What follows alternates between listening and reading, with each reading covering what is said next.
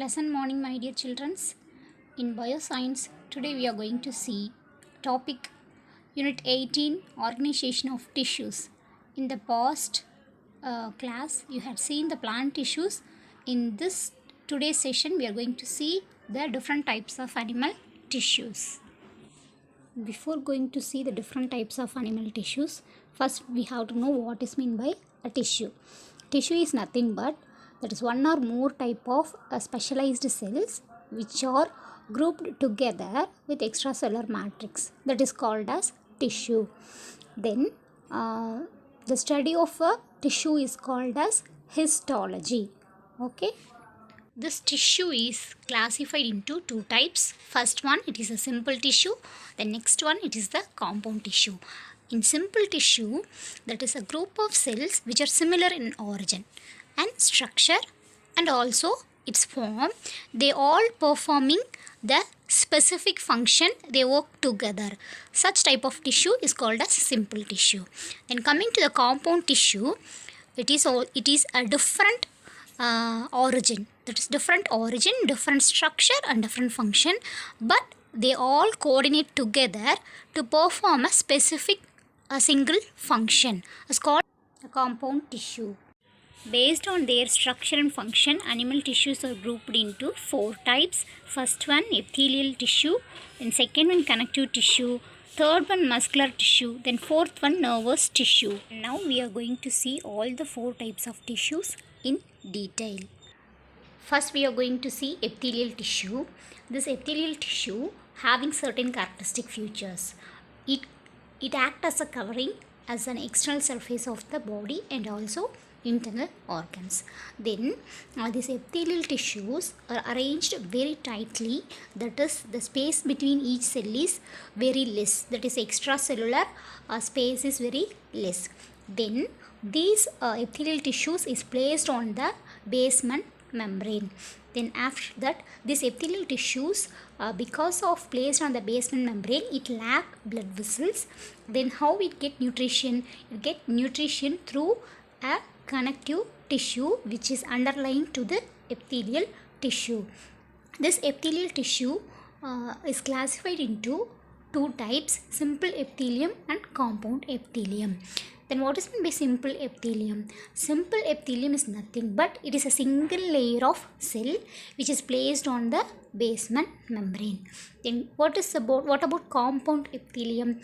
Nothing but it is made up of several layers of cells which are placed on the basement membrane, but only the last layer is placed on the basement membrane. Then we are going to see the different functions of the epithelial tissues. First one, I told you it is a covering layer of the body which protects the underlying cells from drying, injury and microbial infections. Then second one, it helps in absorption of water and nutrients. Then third one, it involves in elimination of waste products. Then fourth one, some epithelial tissues is also secretory in function, that is it secretes some substances like sweat, saliva, mucus and enzymes. In epithelial tissues we had seen the two types of epithelium, that is simple epithelium and compound epithelium, isn't it? Okay, now we are going to see different types in simple epithelium.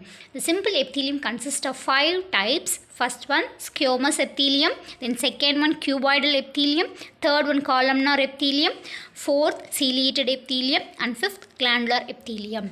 Now we are going to see in detail about each epithelium with a clean, neat picture. These are the images of different types of epithelium which we had seen already, isn't it? That is squamous epithelium, cuboid epithelium, columnar epithelium, ciliated epithelium and glandular epithelium.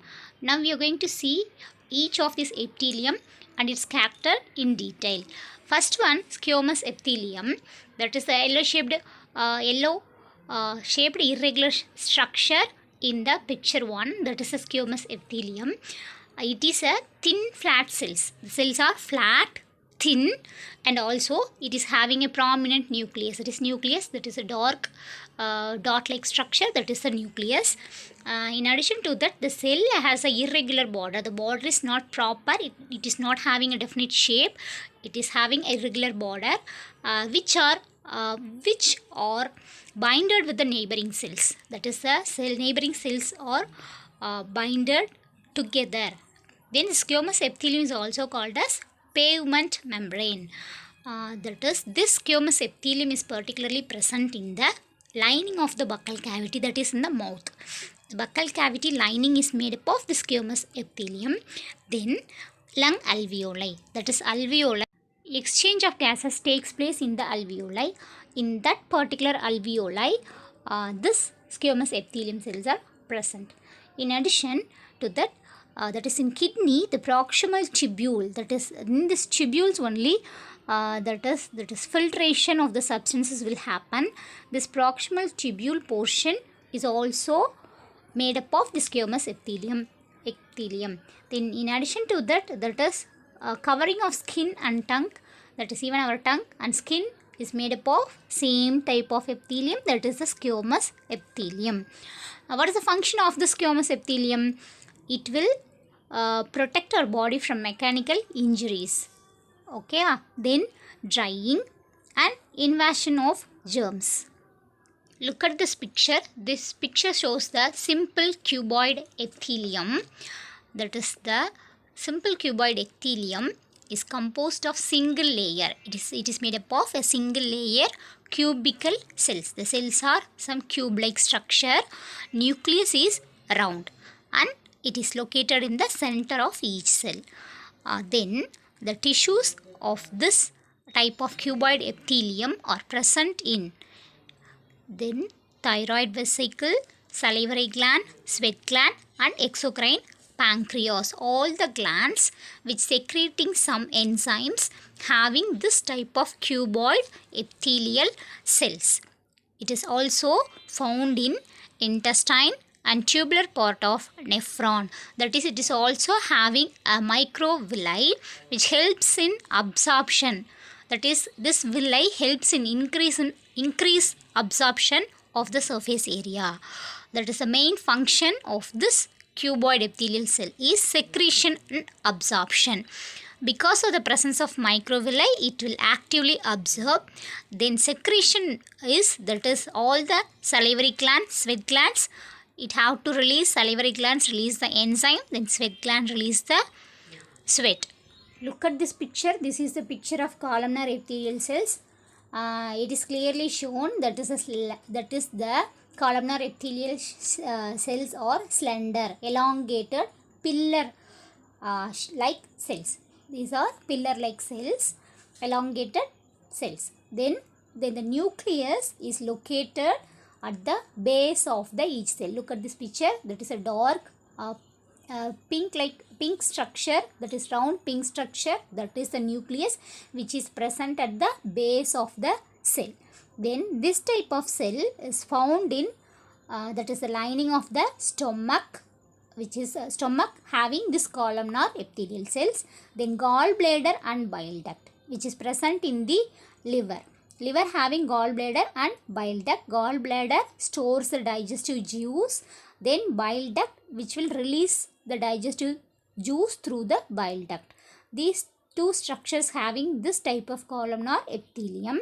Then small intestine, colon, oviduct, and also it forms the mucous membrane. This mucous membrane releases a substance that is called as mucus. All these having this type of columnar epithelial cell. Then what is the function of this columnar epithelium? It is similar to that of the cuboid epithelium. That is, secretion and absorption is the function of this columnar epithelium too. Look at this picture. This is a picture of ciliated epithelium. It is similar as such of columnar epithelium. A slight difference is that it is having a hair-like outgrowth at the top. This hair-like outgrowth is called as cilia. So, the cells, that is the columnar epithelial cells having cilia, is considered as a ciliated epithelium. Okay, what is the function of the cilia? That is, the particular function of the cilia is to move the particle or mucus, some gel-like structure or a particle, to a specific direction over this epithelial layer. That is, it is mainly seen in trachea or windpipe. Suppose if we are having any dust inside our windpipe or nasal passage, what will happen? This cilia will eliminate out that dust particles. So this type of cells will be present in the windpipe, bronchioles or respiratory tract, then kidney tubules, and also fallopian tubules of the oviduct. The main function of this ciliated epithelium is to prevent the entry of any microorganisms and also the dust particles inside the body. This is the last type of epithelium cell, that is the glandular epithelium.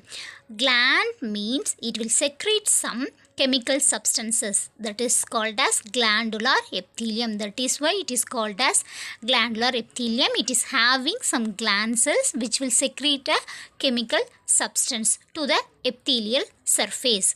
That is, epithelial surface means at the top it will release some chemical substances. This type of cells is seen in gastric glands, pancreatic tubules and intestinal glands. We all know that gastric glands will secrete the gastric juice for digestion. So, this gastric glands contains glandular epithelium. And also pancreatic tubules also release some pancreatic juice for digestion. So, it is also having this glandular epithelium, and intestinal glands which is present in the intestine will release some digestive juices. These are all the chemical substances which are released by this glandular epithelium. So these linings are made up of this glandular epithelium. Up to this, a simple epithelium and its types will be completed. We had seen in simple epithelium there are 5 types of simple epithelium, that is squamous epithelium, then cuboid epithelium, columnar epithelium, ciliated epithelium and glandular epithelium. Next type of epithelial tissue is a compound epithelium. This picture is the compound epithelium. What's the difference between the simple and compound epithelium? That is, a simple epithelium is made up of only a single layer. But what about this compound epithelium? It is made up of several layers or many layers of cells, one above the another. It is called as compound epithelium.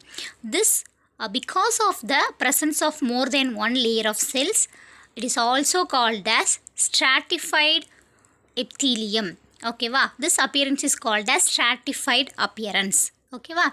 So, arrangement of more than one layer of cells above the basement membrane is considered as compound epithelium, and it is also called as stratified epithelium.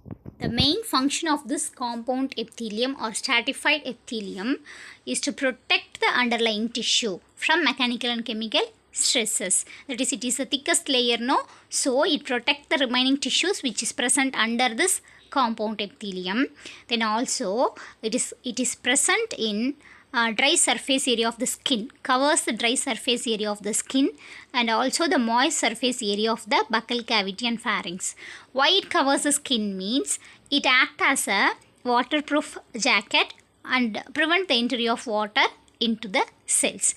Then also then it covers the buccal cavity and pharynx to prevent the chemical stresses released by the enzymes during the digestion process.